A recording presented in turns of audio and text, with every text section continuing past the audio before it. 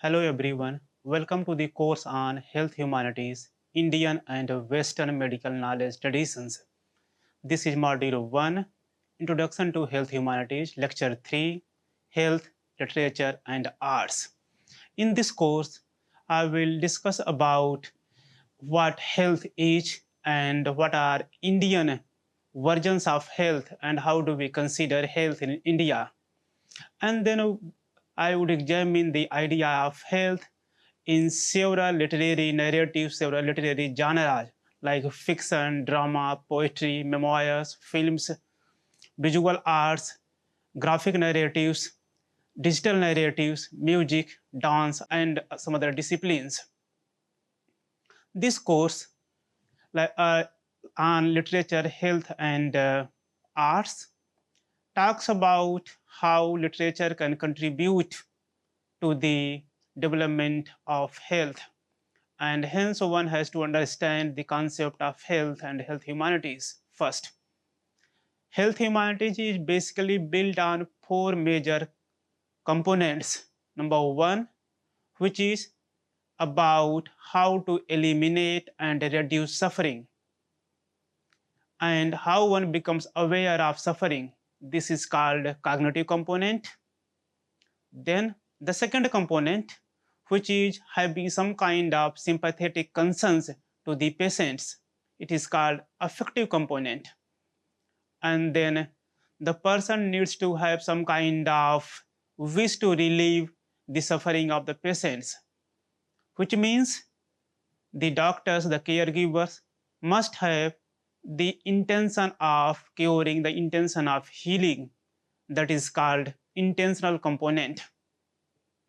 And finally, one must have the responses and the readiness to help, which is called motivational component, which means one should be self-motivated to help to eliminate suffering, to eliminate one's pain.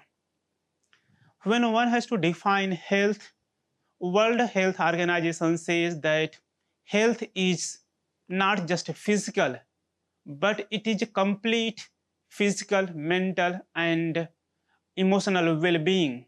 It is a state where illness is seen not just in the physical form, but how it affects mentally, how it affects psychologically.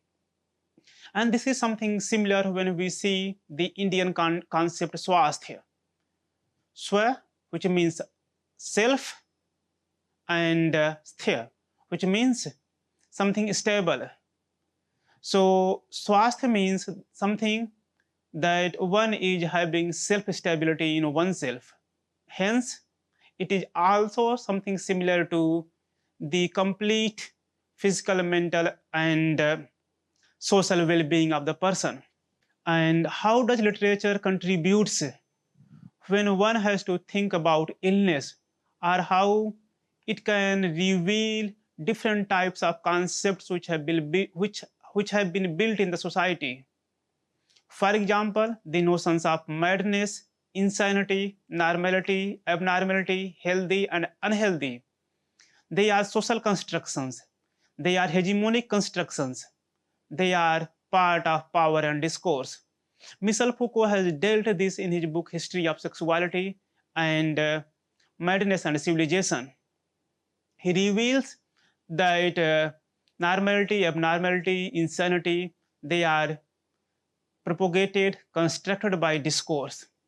And the task of humanities, particularly literature, is to heighten awareness about these norms, making one aware that how these norms have been constructed and how they are exclusive, not inclusive, how they are produced, propagated, circulated, and legitimated by the society.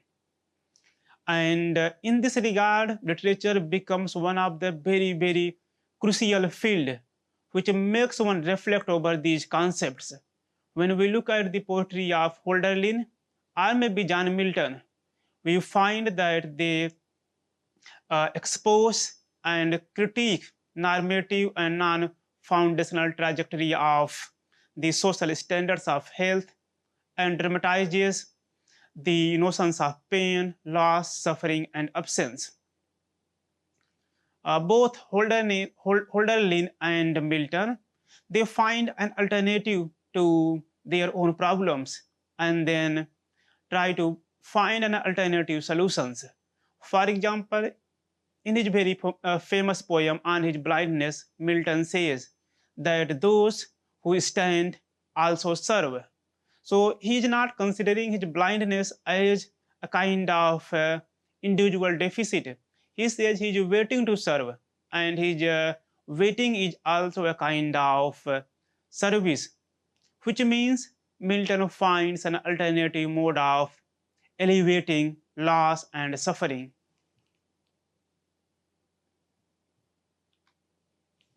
And hence, when we look at literature, what does literature contribute?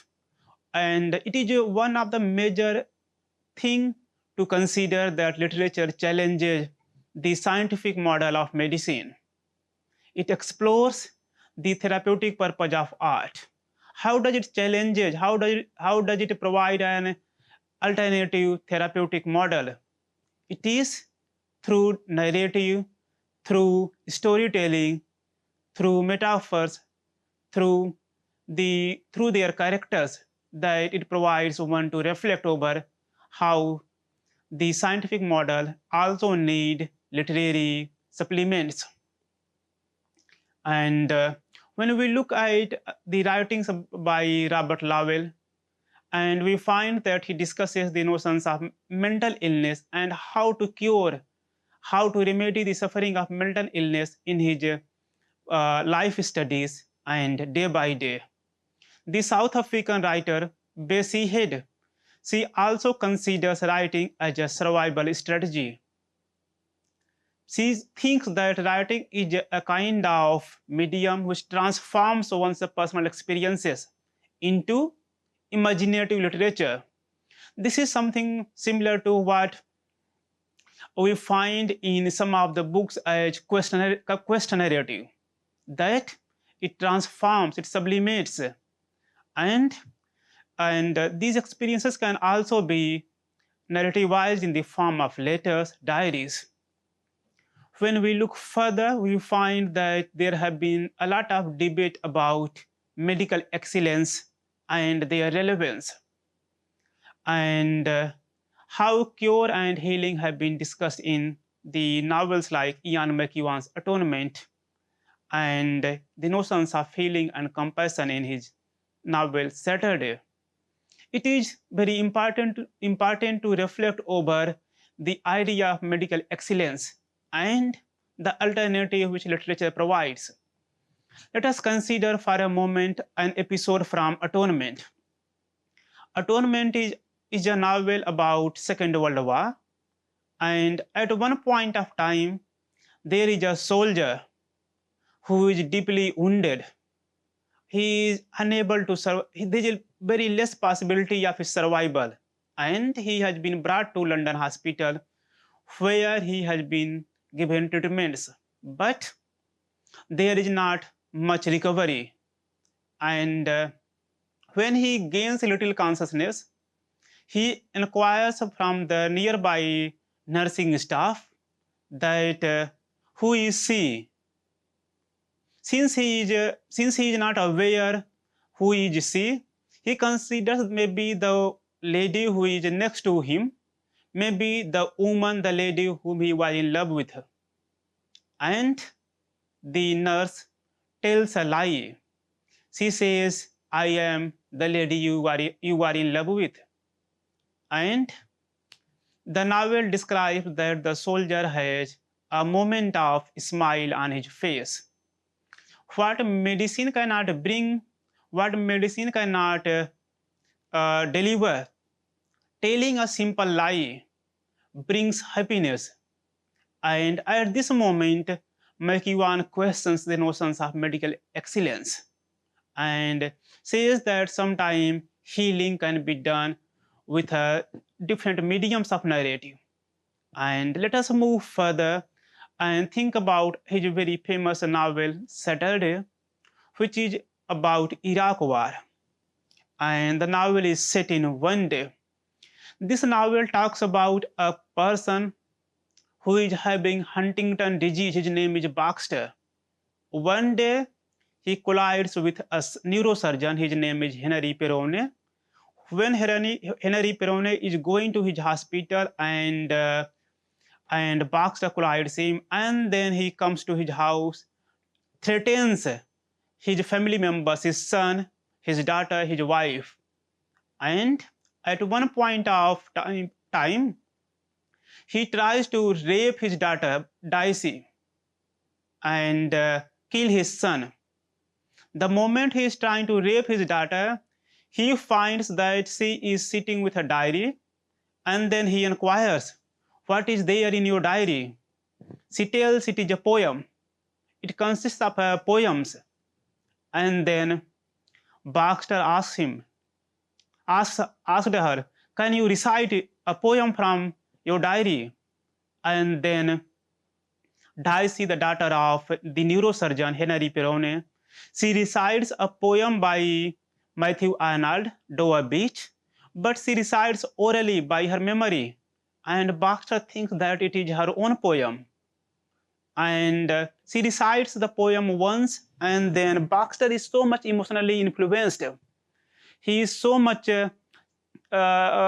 filled with emotions, so much filled with compassion, that he asks her to recite the poem again, and she recites the poem. This is the last paragraph of Dover Beach, where Daisy reciting by her mind, she says, love, let us be true to one another, for the world which seems to lie before us like a land of dreams, so various, so beautiful, so new, hath really neither joy, nor love, nor light, nor certitude, nor peace, nor help for pain. And this line, when Baxter hears twice, he is moved by these lines, and he drops the idea of raping her.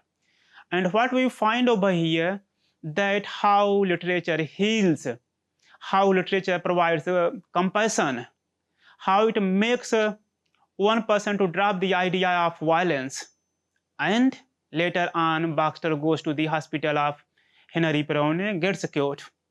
So what I am trying to say here, that literature has a major role in healing. Then we move further and then think about what medical technologies have done and how literature provides an alternative. When we read news reports, we find a lot of use and misuse of technologies. Of course, they sometimes go very wrong, and mostly they do help. And in this regard, one of the very famous writer, Kazuo Ishiguro, a Japanese Nobel laureate, in his novel Never Let Me Go, talks about the idea of cloning, organ harvesting. And what we find in this novel, that the clones are produced to reap their organs to transplant in those human beings who need them. And what we find over here, that this leads to the transformation of the landscapes and processes of treatment, and it commodifies the concept of care. At one point, there is a small clone girl. Her name is Kathy. Somehow she survives and becomes 10 years old, and then she wants to leave. And she thinks that maybe when somebody needs her organs will be reaped and she will die. She tells that, "I want to leave, don't kill me." The question comes that what about her consent? Though she may be a clone, though she may be a human mate, but now she has emotions. She thinks, responds, she questions, she asks, she requests, and the idea of care, the idea of healing has been commodified.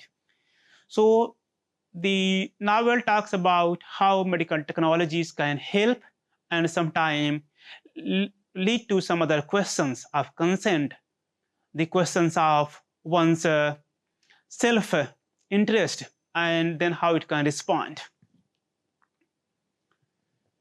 And when we think about what literature can do, what arts can do, Ellen D. Button and John Armstrong in their very famous book, Arts as Therapy, talk about what arts should do for humanity. And they respond that arts are useful as therapeutic, elevating, consoling, and terrifying elements. Sometimes the memoirs of the people who are sick, who are ill, can contribute to the life of other people. And memoirs provide access to the problems and possible recovery solutions in the life of the authors. And here we have two types of memoirs. One, the patients who have been sick, and then when they get cured, they write their own experiences. Or maybe when they are not cured, but they write their own experiences. Another one is the memoirs of the doctors when they get illness, maybe cancer, maybe some other disease, and when they chart out their own narratives. This is also called autopathographies. Autopathographies are those narratives where doctors who become ill and then they narrate their own experiences, how they have dealt with their illness, how they have survived. The important memoirs of illness are Mary Karr's The Liars Club, which deals with troubled childhood. We also find in Maria Hornbecher's Madness of Bipolar Life, where she talks about the emotional power which causes frustrations, which brings violent mood swings, and self-starvation, numbing sex, self-mutilation. Further, we find maniac depressive illness, catastrophic depression, which leads to useless money spending, which leads to the activities of violence and suicide in career fields, an unquiet mind.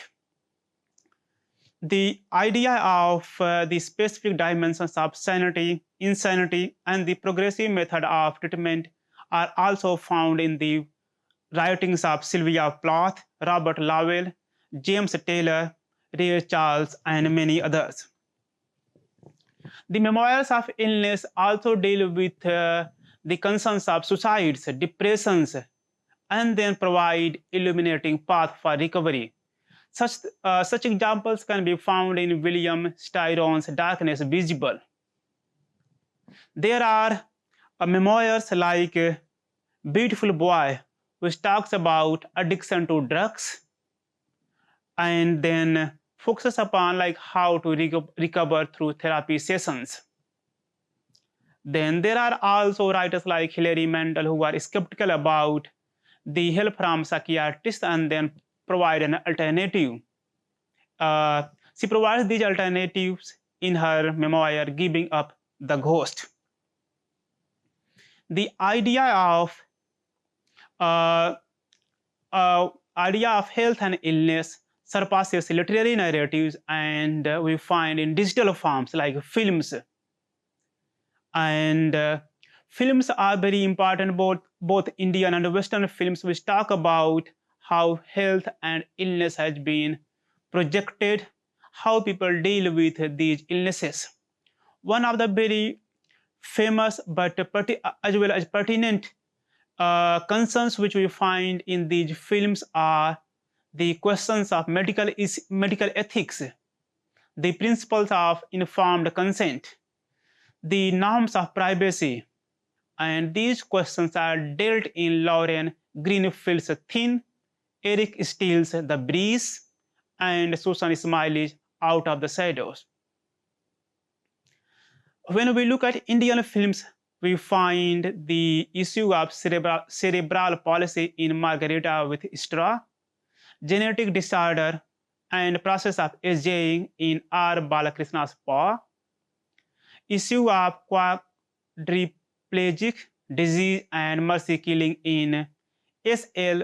Bansalis Gujaris, the problem of HIV/AIDS in Revati's फिर मिलेंगे, the notion of memory loss in A.R. Rahman's Ghazani, and the problems of dyslexic children in Amir Khan's Tare Zameen Par, and so on and so forth. So the films have taken the issues of health, chronic illness, and provided a new platform to reflect over. They provide an alternative.